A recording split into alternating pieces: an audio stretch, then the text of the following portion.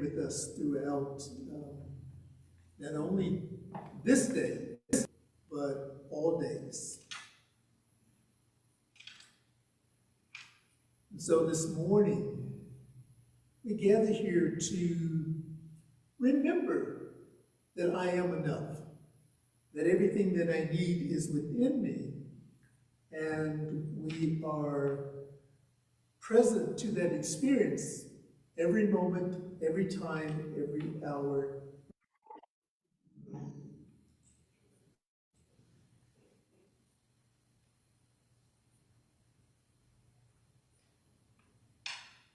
And so I say welcome again to the Monterey Center for Spiritual Living, where we are continuing with our 2021 global theme of timeless wisdom and evolutionary vision.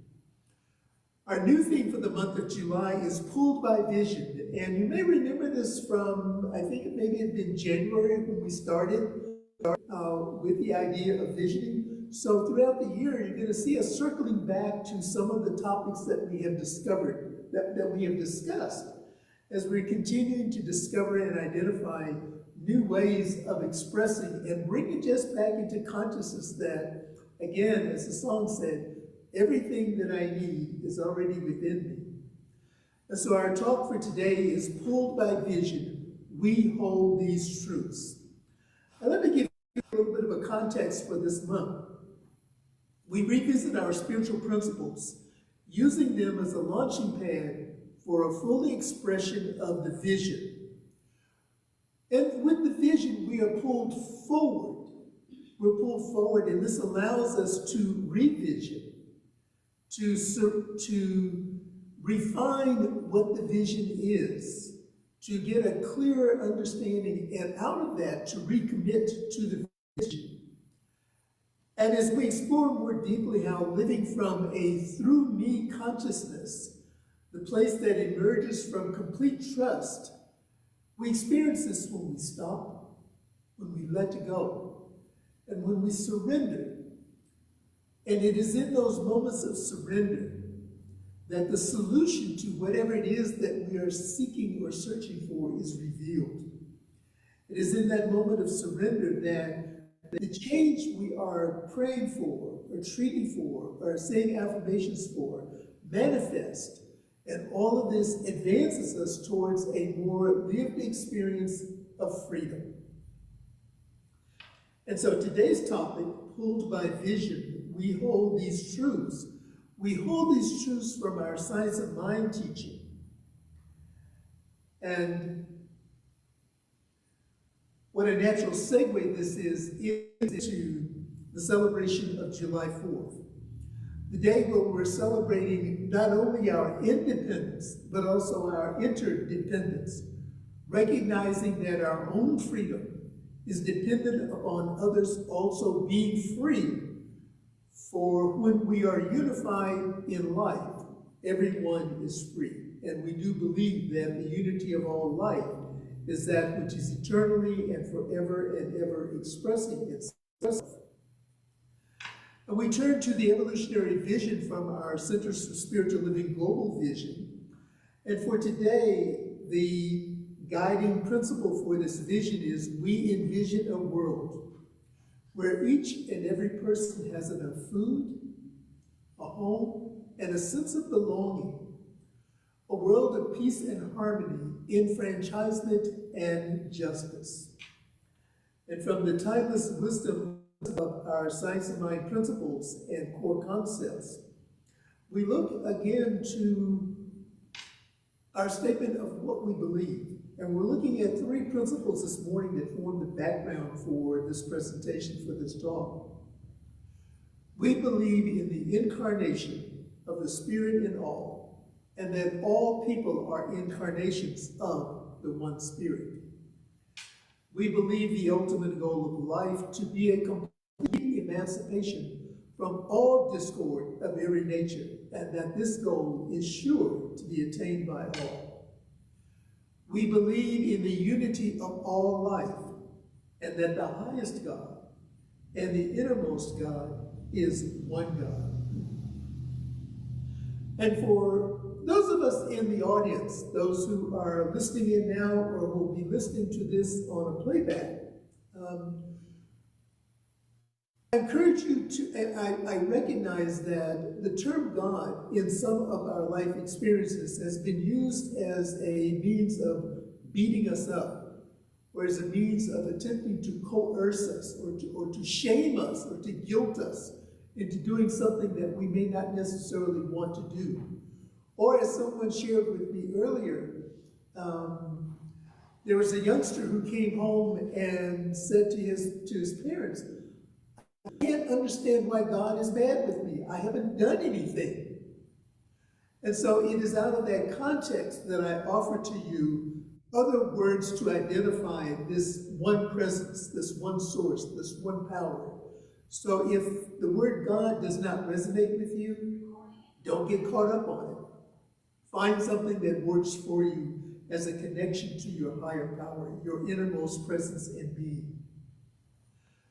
And so we look at our science of mind perspective on our topic for today, which is visioning. Vision is an act of conscious co-creation that results in a world created through the collective us.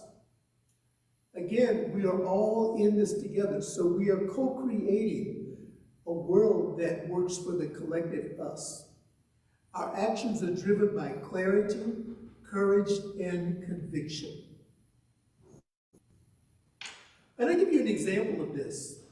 During the Korean War conflict, communities, the writings and the talks and the radio programs of Dr. Ernest Holmes encouraged everyone to know the content of the foundational documents and principles of the United States.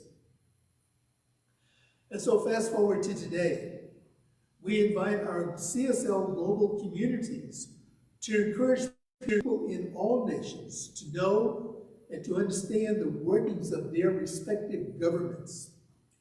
Because it is out of this understanding that we recognize the universality of our New Thought ancient wisdom principles and practices, which help us to identify our roles and responsibilities as spiritual citizens of the planet.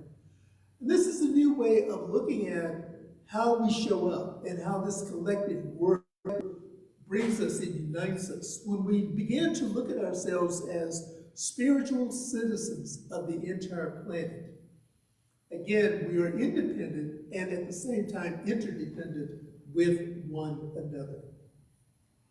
And so a couple of points that illustrate this conversation that we're having this morning. And the first one is that we know that acting for the truth that scarcity is a lie, we are evolving to a greater level of understanding where we recognize and act from and celebrate that this is an abundant universe. We live in an abundant universe. We are consciously creating intentional organizations, institutions, communities, and practices that clearly demonstrate this truth for us. And so as spiritual citizens, we can be excited about the unique foundation established by the framers of our United States Constitution, as well as by the visionaries like our ancient wisdom and New Thought pioneers, visionaries like Nelson Mandela. And as Ernest Holmes said, we remain open at the top. And so we become excited about upcoming organizations, such as one that is based out, I believe they're based out of Seattle. They're called Global Visionaries. And Global Visionaries' purpose is empowering young people to be socially and environmentally conscious global leaders, laying the foundation for the conscious evolution of nations around the world. And then from a book some of us may be familiar with, The Roads to Truth, In Search of New Thought Roots, and this is by Sherry Evans. She offers this to us. Unity is a song of life. It is the grand theme underlying the rich variations that exist throughout the cosmos.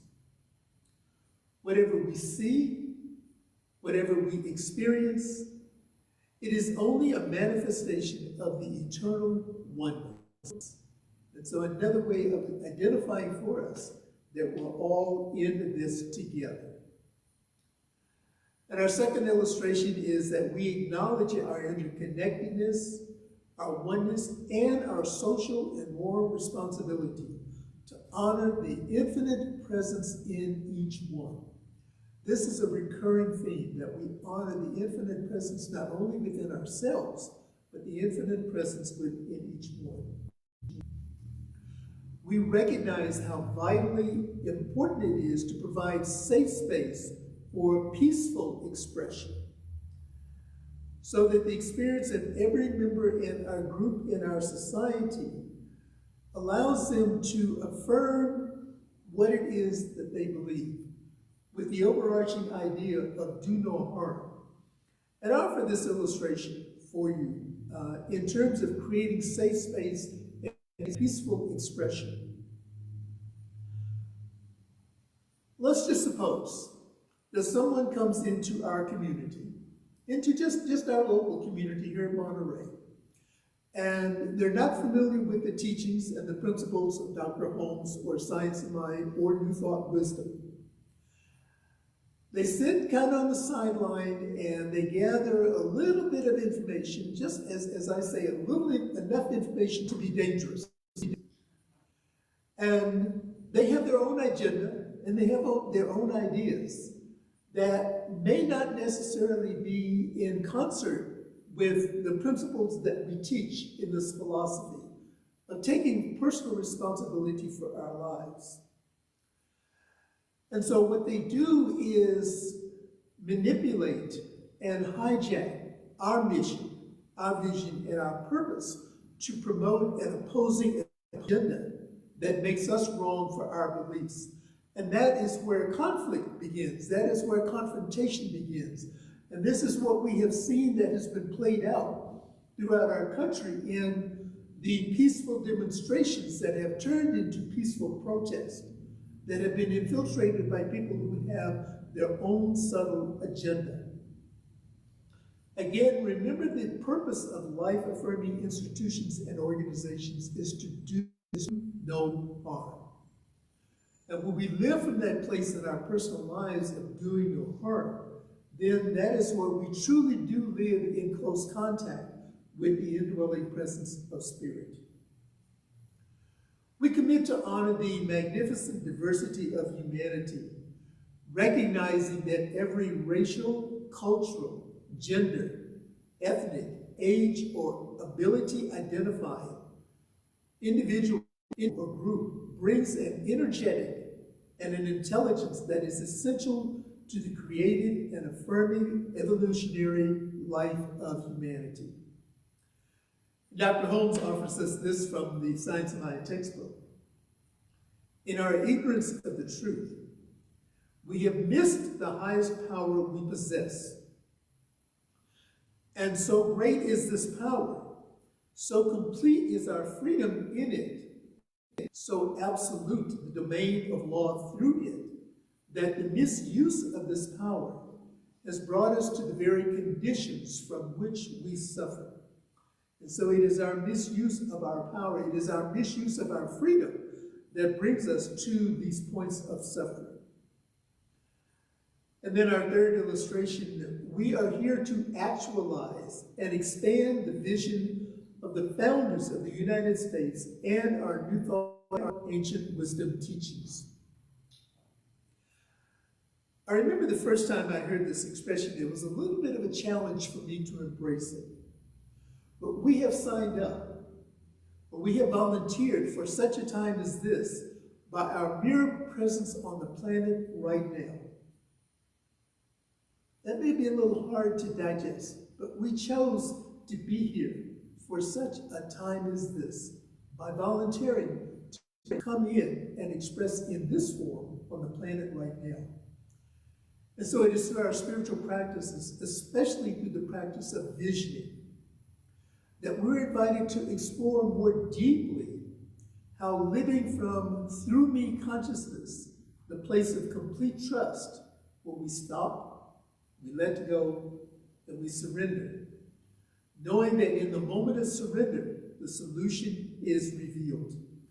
And when I speak of this through me consciousness, I'm making a reference. Some of us may be familiar with the four kingdoms of consciousness. To me, by me, through me, and as me. And we'll explore those at a further date. But in that first stage, just a quick succinct synopsis, all those S's together. Through me, to me, life is doing this to me. Someone else is doing this to me. In some of our traditions, we have the devil to blame it on, or some other external entity to blame it on. They did this to me. And then the next stage of our evolution is by me. And that is where we learn, especially from our foundations classes, we learn to manifest small things like parking spaces, or the divine light opening. We begin to manifest the small things. And then the third state is through me.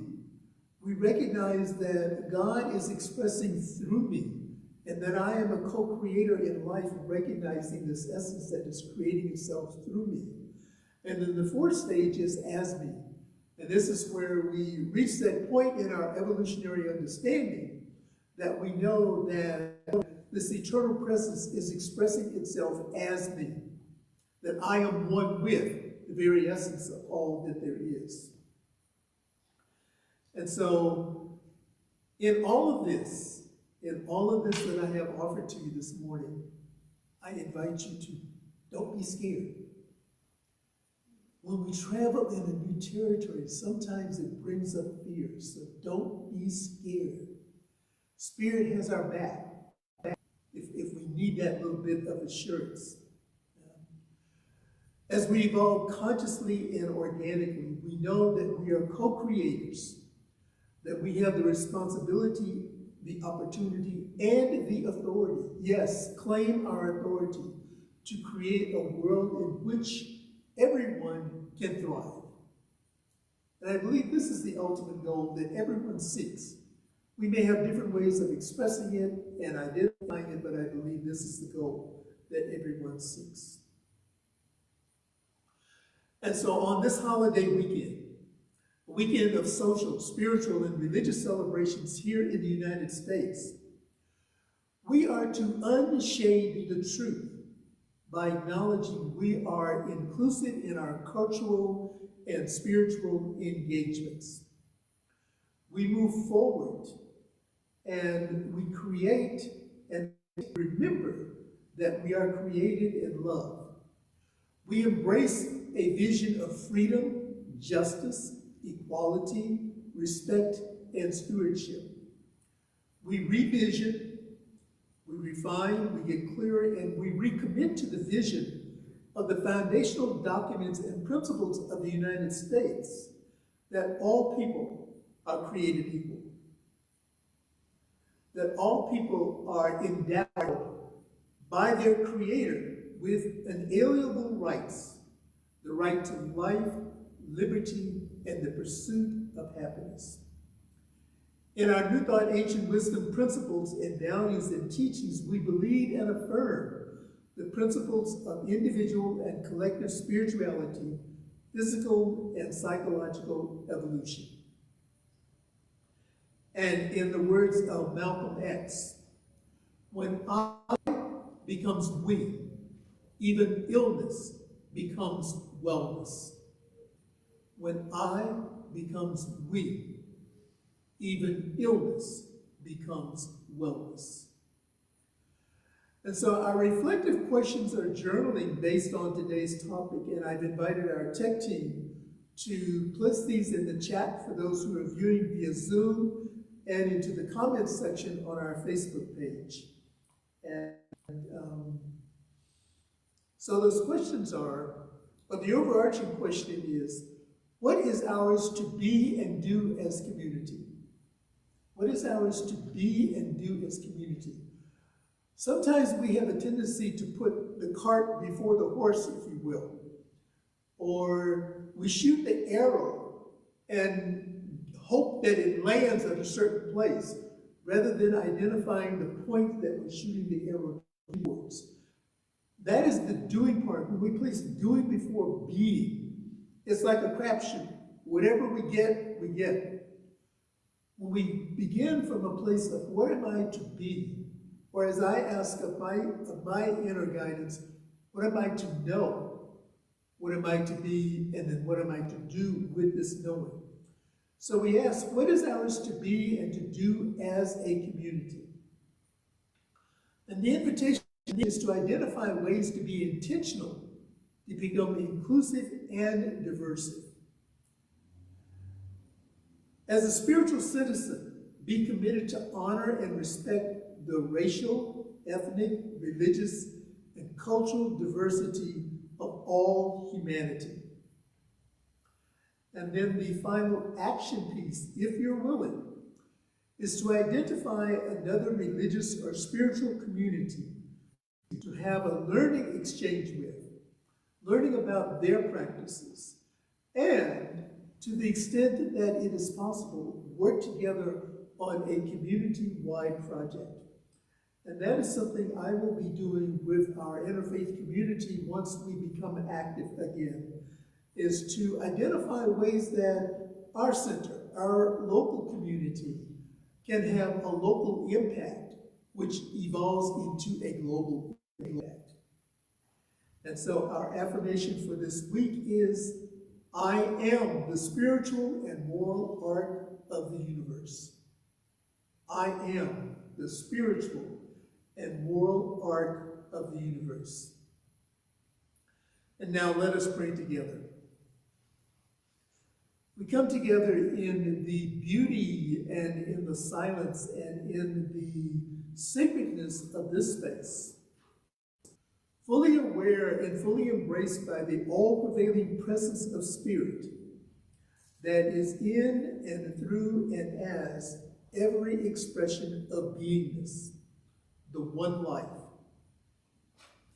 And I know that I am one with this all-prevailing presence, and as this is true for me, it is true for each one that is gathered here in our sanctuary, and it is the truth for those who are joining us via technology, via whatever format it is that this particular time and place is being viewed. And so I speak my word recognizing that we volunteered and signed up for such a time as this to be on the planet right here and right now. That we honor and acknowledge and embrace the principles of our founding fathers. That we hold these truths to be self-evident. And we see the connection with our ancient wisdom, science, and mind principles. That we hold these truths to be self-evident. That we are one. We are one. We show up as individualized expressions of spirit, of source, and yet we are one with the source. And it is through the individual expressions, our individual identities, and our individual uniqueness is where the diversity emerges. And so in our oneness and in our individuality, we bring the gifts of our uniqueness to the table. And we welcome all gifts to the table. We recognize all gifts. We recognize that each expression of the divine has a unique gift that only they can bring and present at the table. And so the scripture says, the table is set. The feast of the Lord is going on. And we know that feast is our coming together as citizens of a global community, working towards the transformation and creating a life that works for everyone exactly where they are. I speak a word of blessing this morning for centers and places where people are gathering in the name of the one, the recognition of this one experience that resonates within the heart space, knowing that we're all traveling this road together. Sometimes our paths intersect, sometimes they cross, sometimes they are parallel, and yet we're traveling this road together. And so we travel it together in harmony, in peace, and in joy, and in recognition of the source that resonates within the very essence of our being. I speak a word of blessing for those individuals that have prayer requests that have been shared with a practitioner, with a confidant, or maybe even held within the recesses of our individual heart, knowing that their answer is already yes. It is always yes. And so whatever the prayer is for, divine right livelihood, divine right and perfect housing, divine right and living, divine right and living, divine right action that expresses as financial abundance, knowing that all needs are met at all times, knowing that everything is revealed in the mind of spirit. And so for this and so much more, I am grateful. And as I return this word into that universal law, which always says yes, I release it knowing that it is done, that it is done well. And we affirm it together by saying, and so it is. And this is our opportunity now to participate in the activity of circulation, the abundance of the law that is moving through us and moving us. And we have our abundance statement, which says, I recognize the presence of God within as the source of my abundance.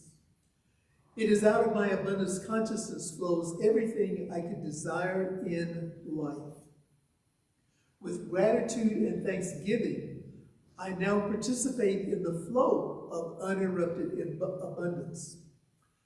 I realize I release this visible substance as an outer symbol of my inner supply into the physical world. This prosperous experience is evidence of my abundance consciousness.